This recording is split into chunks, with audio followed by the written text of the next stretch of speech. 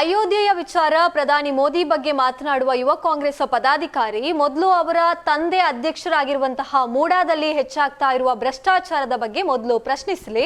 ಪ್ರಧಾನಿ ಬಗ್ಗೆ ಪ್ರಶ್ನಿಸುವಷ್ಟರ ಮಟ್ಟಿಗೆ ಅವರು ಇನ್ನೂ ಬೆಳೆಯಬೇಕಾಗಿದೆ ಎಂದು ಬಿಜೆಪಿ ಮಂಡಲದ ಪ್ರಧಾನ ಕಾರ್ಯದರ್ಶಿ ಮೋಹನ್ ರಾಜ್ ಕೆಆರ್ ಹೇಳಿದ್ರು. ಸುದ್ದಿಗೋಷ್ಠಿಯಲ್ಲಿ ಮಾತನಾಡಿದ ಅವರು, ಅಯೋಧ್ಯೆಯಲ್ಲಿ ನಡೆದ ಭ್ರಷ್ಟಾಚಾರದ ವಿಚಾರದಲ್ಲಿ ನಮಗೂ ಖೇದಕರವಿದೆ.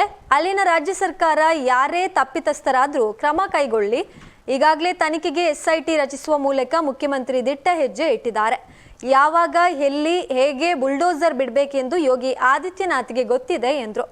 ಉಳ್ಳಾಲ ನಗರಸಭಾ ವ್ಯಾಪ್ತಿಯಲ್ಲಿ ಸೂಕ್ತ ಚರಂಡಿ ವ್ಯವಸ್ಥೆ ಇಲ್ಲ. ಓವರ್ ಬ್ರಿಡ್ಜ್ನಿಂದ ಉಳ್ಳಾಲಕ್ಕೆ ಹೋಗುವ ರಸ್ತೆಗೆ ಹಗ್ಗ ಕಟ್ಟಿದ್ದು ಇಷ್ಟು ವರ್ಷ ಶಾಸಕನಾದ್ರೂ ಅಭಿವೃದ್ಧಿ ಆಗಿಲ್ಲ ಎನ್ನುವುದನ್ನ ತೋರಿಸ್ತದೆ. ಅದನ್ನ ಕಾಂಗ್ರೆಸ್ ಪ್ರಶ್ನಿಸಲಿ. ಶಾಸಕರು ತೆರೆಮರೆಯಲ್ಲಿ ನಿಂತು ಹಿಂದೂ ನಾಯಕರನ್ನ ಚೂ ಬಿಟ್ಟು ಹಿಂದೂಗಳ ನಡುವೆ ಬೆಂಕಿ ಹಚ್ಚುವ ಕೆಲಸವನ್ನ ಮಾಡಿದ್ದಾರೆ.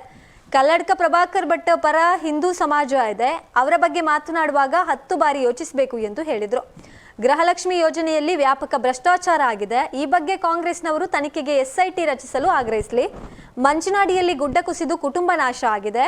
ನಿಮ್ಮ ಯುಟಿ ಖಾದರ್ ಏನ್ ಮಾಡ್ತಾ ಇದ್ದಾರೆ? ಆದ್ರೆ RSS ಮತ್ತು ಬಿಜೆಪಿ ಸಂತ್ರಸ್ತರ ಕಣ್ಣೀರನ್ನ ಒರೆಸಿದೆ. ಮಂಚನಾಡಿ ಗ್ರಾಮ ಪಂಚಾಯತ್ ವಿರುದ್ಧ ಕೇಸ್ ಹಾಕದೆ ಕಾಂಗ್ರೆಸ್ ನಾಯಕರನ್ನ ಉಳಿಸುವ ಪ್ರಯತ್ನವನ್ನ ಮಾಡಿದೆ.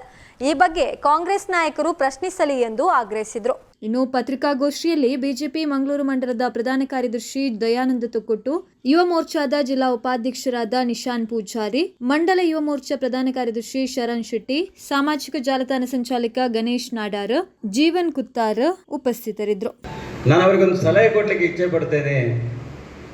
ಅಭಿಷೇಕ್ ಹುಲ್ಲಾಲ್ ಅವರು, ಅವರ ತಂದೆಯವರು ಇವತ್ತು ಮೂಡದ ಅಧ್ಯಕ್ಷರಾಗಿರ್ತಾರೆ.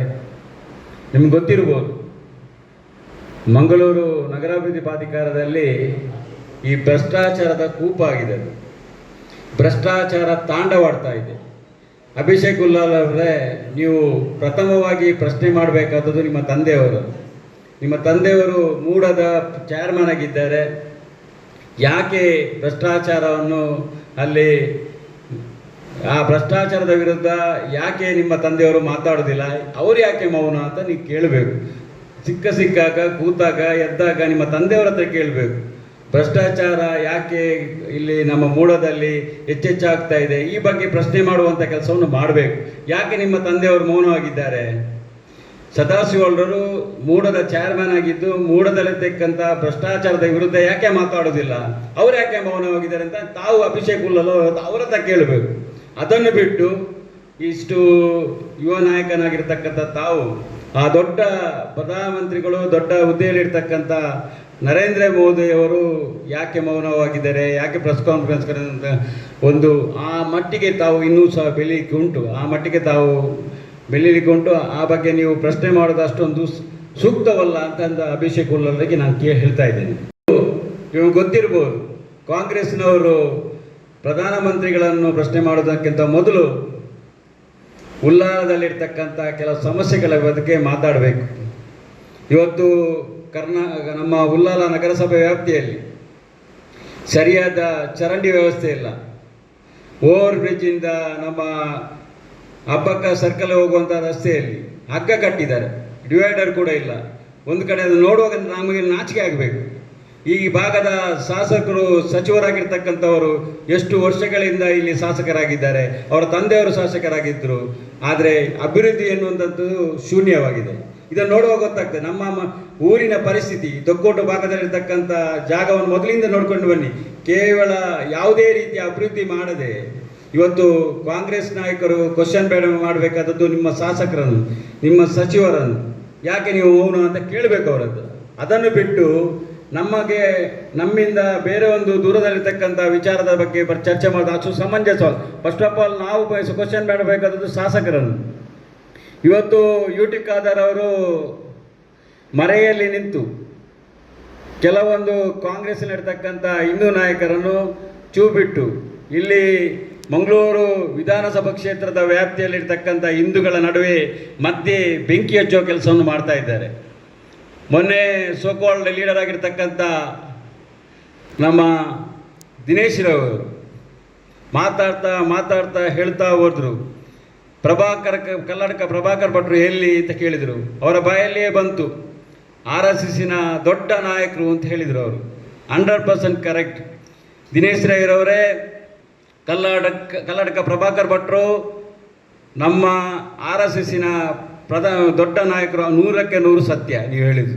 ಆದರೆ ಒಂದು ಮಾತ್ರ ನೆನಪಿಟ್ಟುಕೊಳ್ಳಿ, ಆ ಕಲ್ಲಡ್ಕ ಪ್ರಭಾಕರ್ ಭಟ್ರು ಹಿಂದೂ ಸಮಾಜದ ಪ್ರತಿಯೊಬ್ಬರ ಕಷ್ಟ, ಅವರ ಕಣ್ಣೀರಿಸುವ ಕೆಲಸದಲ್ಲಿ ತೊಡಗಿದಂಥವರು. ಹಿಂದೂ ಸಮಾಜಕ್ಕೋಸ್ಕರ ಸರ್ವಸ್ವವನ್ನು ತ್ಯಾಗ ಮಾಡಿದಂಥ ವ್ಯಕ್ತಿ ಏನಂದರೆ ಅದು ಕಲ್ಲಡ್ಕ ಪ್ರಭಾಕರ್ ಭಟ್ರವರು.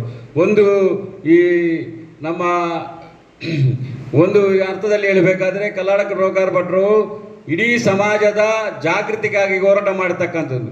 ತುರ್ತು ಪರಿಸ್ಥಿತಿಯ ಸಂದರ್ಭದಲ್ಲಿ ದಂಪತಿಗಳು ಜೈಲುವಾಸ ಮಾಡಿದಂಥವರು. ಇಂಥ ಒಂದು ಧೀಮಂತ ವ್ಯಕ್ತಿಯ ಬಗ್ಗೆ ಮಾತಾಡುವಾಗ 3-4 ಬಾರಿ ಆಲೋಚನೆ ಮಾಡಿ ದಿನೇಶ್ ರೈ ಅವರು ಮಾತಾಡಬೇಕು. ಅವರಿಗೆ ಒಂದು ಧೀಮಂತ ನಾಯಕನ ಒಪ್ಪಿಕೊಂಡು ಅವರೊಬ್ಬ ಗೌರವಾನ್ವಿತ ನಾಯಕರಾಗಿದ್ದಾರೆ. ಎಲ್ಲರ ಆಶಾಕಿರಣರಾಗಿ ಕೆಲಸ ಮಾಡ್ತಾ ಇದ್ದಾರೆ.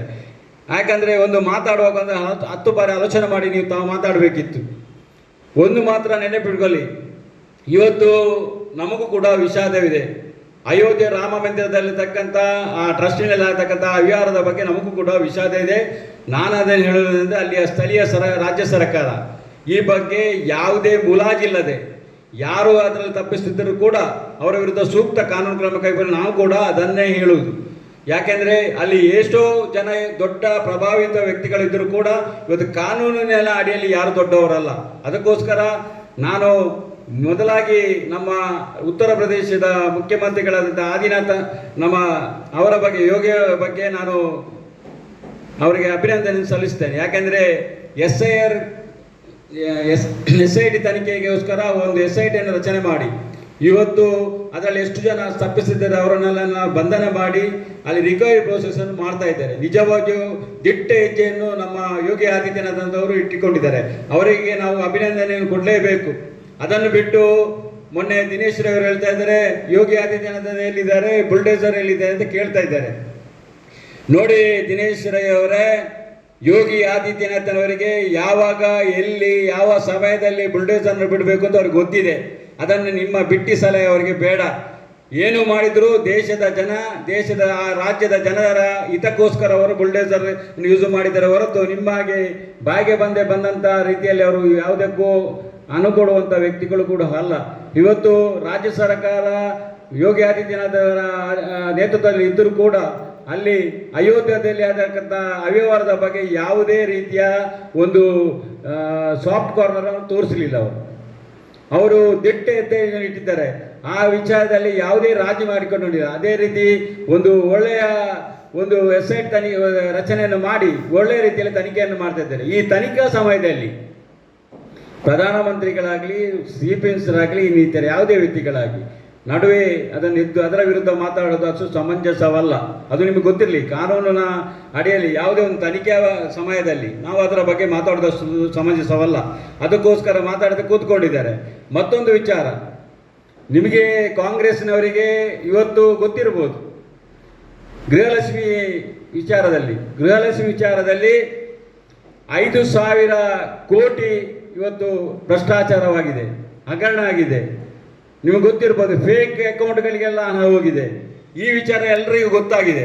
ಆದರೂ ಕೂಡ ನೀವು ನಿಮ್ಮ ನಾಯಕರನ್ನು ಪ್ರಶ್ನೆ ಮಾಡಬೇಕಿತ್ತಲ್ಲ. ಇಲ್ಲಿ ಕೂಡ ಅದರ ಬಗ್ಗೆ ಒಂದು SIT ರಚನೆ ಮಾಡಿ ಅದರ ಬಗ್ಗೆ ತನಿಖೆ ಮಾಡಿ ಅಂತ ಹೇಳಬೇಕಿತ್ತಲ್ಲ. ಯಾಕೆ ನಿಮ್ಮ CM ಚೀಫ್ ಮಿನಿಸ್ಟರ್ ಆಗಲಿ ನಿಮ್ಮ ಮಂತ್ರಿಗಳಾಗಿ ಮೌನವಾಗಿದ್ದಾರೆ? ಇದರ ಬಗ್ಗೆ ಅದನ್ನು ಕ್ವಶನ್ ಮಾಡಬೇಕಿತ್ತಲ್ಲ. ದಿನೇಶ್ ರೈ ಅವರೇ, ಅದನ್ನು ಕ್ವಶನ್ ಮಾಡಿ. ಈ ಗೃಹಲಕ್ಷ್ಮಿಯ ಬಗ್ಗೆ ಸಮಗ್ರ ತನಿಖೆ ಆಗಬೇಕು, SIT ರಚನೆ ಆಗಬೇಕು ಅಂತ ಅಲ್ಲಿ ನೀವು ನಿಮ್ಮ ಸರ್ಕಾರಕ್ಕೆ ಕೇಳಿ, ಅವರ ಸರ್ಕಾರದ CMಗೆ ಕೇಳಿ, ನಿಮ್ಮ ಸಚಿವರ ಹತ್ರ ಕೇಳಿ, ಈ ಬಗ್ಗೆ ತನಿಖೆ ಮಾಡಿದ್ದ ಅವರ ಆಗ್ರಹ ಮಾಡಿ. ಅವರ್ಯಾಕೆ ಇದಕ್ಕೆ ಮೌನವಾಗಿದ್ದಾರೆ ಅದನ್ನು ಕೂಡ ಹೇಳಬೇಕಲ್ಲ. ನಿಮ್ಮ UT ಖಾದರ್ ಅವರು ಇವತ್ತು ಈ ಭಾಗದ ಶಾಸಕರಾಗಿ ಸಚಿವರಾಗಿ ಇದ್ದಾರಲ್ಲ. ನಾನು ಕೇಳ್ತಾ ಇದ್ದೆ ನಿಮ್ಮ ಹತ್ರ, 1 ವರ್ಷದ ಹಿಂದೆ ಮಂಜಿನಾಡಿಯಲ್ಲಿ ಒಂದು ಗುಡ್ಡ ಕುಸಿದು ಮನೆ ಹಾನಿಯಾಗಿ ಅಲ್ಲಿ ಒಂದು ಕುಟುಂಬವೇ ನಾಶ ಆಗಿದೆ. ಅದರಲ್ಲಿ ಬದುಕುಳಿದಂಥ ಅಶ್ವಿನಿ ಅಂತ ಹೆಣ್ಣುಮಗಳು, ಅವರ 2 ಕಾಲನ್ನು ಕಳೆದುಕೊಂಡಿದ್ರು. ನಿಮ್ಮ UT ಖಾದರ್ ಅವರು ಏನು ಮಾಡಿದ್ದಾರೆ ಅದಕ್ಕೆ ಯಾಕೆ ಆ ಬಗ್ಗೆ ಅವರು ಮೌನ? ಇವತ್ತು ಅನ್ನುವಂಥ ಹೆಣ್ಣು ಮಗಳಿಗೆ ಆಶ್ರಯ ಕೊಟ್ಟದ್ದು, ಅವಳ ಕಣ್ಣೀರನ್ನು ಒರೆಸುವಂಥ ಕೆಲಸ ಮಾಡಿದ್ದು RSS ಮತ್ತು BJP. ಗೊತ್ತಿರಲಿ ನಿಮಗೆ. ನೀವು ಹಿಂದೂ ಸಮಾಜಕ್ಕೆ ಏನು ಮಾಡಿದ್ದೀರಿ, ಹಿಂದೂ ಸಮಾಜದ ಪರಕ್ಕೆ ಏನಾದ್ರು ಕೇಳ್ತಿದ್ದೀರಲ್ಲ, ಇದು ಗೊತ್ತಿರಲಿ ನಿಮಗೆ. ನಿಮ್ಮ ಯೂಟಿಕ್ ಆದರೂ ಏನೇ ಮಾಡಲಿಲ್ಲ, ಆ ಬಗ್ಗೆ ಒಂದು ಮಾತು ಕೂಡ ಆಡಲಿಲ್ಲ. ಮಂಜಿನಾಡಿ ಗ್ರಾಮ ಪಂಚಾಯತಿನ ಪರವಾಗಿ ನಿಂತು ಆ ಹೆಣ್ಣು ಮಗಳಿಗೆ ಅನ್ಯಾಯನೇ ಮಾಡಿದ್ದು ಇವರು. ಇವತ್ತಿನ ತನಕ ಪೊಲೀಸರು ಕೇಸು ದಾಖಲು ಮಾಡದ ಮಂಜಿನಾಡಿ ಗ್ರಾಮ ಪಂಚಾಯತಿನ ಮೇಲೆ ಯಾವುದೇ ರೀತಿ ಕೇಸ್ ಹಾಕದೆ ಇವತ್ತು ಕೂಡ ಕಣ್ಣು ಮುಚ್ಚಾಲನ್ನು ಆಡ್ತಾ ಇದೆ. ಅದಕ್ಕೆ ಕಾರಣ ಯಾರು? ಸ್ಥಳೀಯ ಶಾಸಕರು ತಾನೆ. ಹೇಳಬೇಕಿತ್ತಲ್ಲ, ಒತ್ತಡ ಹಾಕಬೇಕಿತ್ತಲ್ಲ. ಕಾನೂನು ಬಿಡಿ, ರಾಜ್ಯ ಸರ್ಕಾರದಿಂದ ಏನಾದರೂ ದೊಡ್ಡ ಪರಿಹಾರ ಕೊಡಬೇಕಿತ್ತಲ್ಲ, ಅದನ್ನು ಮಾಡಿದಾರ? ಅವರ ಕರ್ತವ್ಯವನ್ನು ಅವರು ನಿರ್ವಹಣೆ ಮಾಡಿದ್ದಾರಾ? ಈ ಬಗ್ಗೆ ನೀವು ಪ್ರಶ್ನೆ ಮಾಡಿ. ಹಾಗಾದ್ರೆ ಅವರನ್ನು ಏನು ಹಿಂದೂ ಸಮಾಜದ ಬಗ್ಗೆ ನೀವು ಮೊನ್ನೆ ಮಾತಾಡಿದ್ದೀರ, ಅಲ್ಲಿ ಕೂತ್ಕೊಂಡು ದೊಡ್ಡ ಮಾತಾಡಿದಲ್ಲ, ಅದರ ಬಗ್ಗೆ ನಾವು ಪ್ರಶ್ನೆ ಮಾಡಿ. ಏನು ಮಾಡಿದ್ದೀರಿ ನೀವು? ಹಿಂದೂ ಸಮಾಜದ ಅಂತ ಹೇಳಿದ್ರೆ ಮಾತಾಡೋದು ದೊಡ್ಡ ಅಲ್ಲದಲ್ಲ, ಅವರ ಬಗ್ಗೆ ನೀವೇನೇ ಮಾಡಿದ್ದೀರಿ? ಇವತ್ತು ಅವರ ಪರವಾಗಿ ನಿಂತದ್ದು ಯಾರು? RSS ಮತ್ತು BJP. ಗೊತ್ತಿರಲಿ ನಿಮಗೆ. ನಾನು ಅದಕ್ಕೆ ನೀವು ಪ್ರಶ್ನೆ ಮಾಡುವುದಕ್ಕೆ ಮೊದಲು ನಿಮ್ಮವರನ್ನು ಪ್ರಶ್ನೆ ಮಾಡುವಂಥ ಕೆಲವು ಇದು ವಿಷಯಗಳು ನಮ್ಮಲ್ಲಿ ಇದೆ. ದೊಡ್ಡ ಮಾತಾಡೋದು ದೊಡ್ಡ ಸಂಗತಿ ಏನಲ್ಲ. ಇವತ್ತು ನಾನು ಕೇಳ್ತಾ ಇದ್ದೇನೆ, ರಾಮ ಜನ್ಮಭೂಮಿ ರಾಮ ಮಂದಿರದ ಬಗ್ಗೆ ನಿಮಗೆ ಮಾತಾಡಲಿ ಯೋಗ್ಯತೆನೇ ಇಲ್ಲ. ಅವತ್ತು ರಾಮ ಮಂದಿರ ಮಾಡುವಾಗ ಅದರ ವಿರುದ್ಧ ಮಾತಾಡಿದವರು ಕಾಂಗ್ರೆಸ್ಸಿನವರು. ಅಲ್ಲಿ ನಮ್ಮ ಟಾಯ್ಲೆಟ್ ಕಟ್ಬೋದು ಅಂತ ಸಲಹೆ ಕೊಟ್ಟವರು ಕಾಂಗ್ರೆಸ್ಸಿನವರು. ಇವತ್ತು ಭಾರಿ ಭಕ್ತಿ ಬಂದಿದೆ, ಶ್ರೀರಾಮಚಂದ್ರ ಮಂದಿರದ ಬಗ್ಗೆ ಭಾರಿ ಭಕ್ತಿ ಬಂದಿದೆ.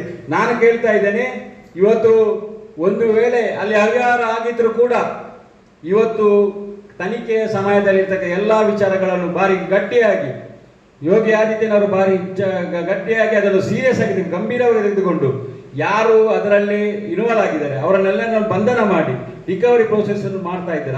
ಅದನ್ನು ಹೇಳ್ತಾ ಇದ್ದೇನೆ ನಾನು. ಏನು ಬಿಟ್ಟು ಹಾಕಿಲ್ಲ, ಏನು ಸಾಫ್ಟ್ವೇರ್ ತೋರಿಸಿರಲಿಲ್ಲ. ಆ ಬಗ್ಗೆ ದಿಟ್ಟವಾದ ನಮ್ಮ ಅಲ್ಲಿ ಸ್ಥಳೀಯ CM ಮಾಡ್ತಾ ಇದ್ದಾರಲ್ಲ. ಈ ಸಂದರ್ಭದಲ್ಲಿ ಪ್ರಶ್ನೆ ಮಾಡಿದ ಎಷ್ಟು ಸಮಂಜಸ ಅಂತ ನಿಮ್ಮನ್ನ ಕೇಳ್ತಾ ಇದ್ದೇನೆ.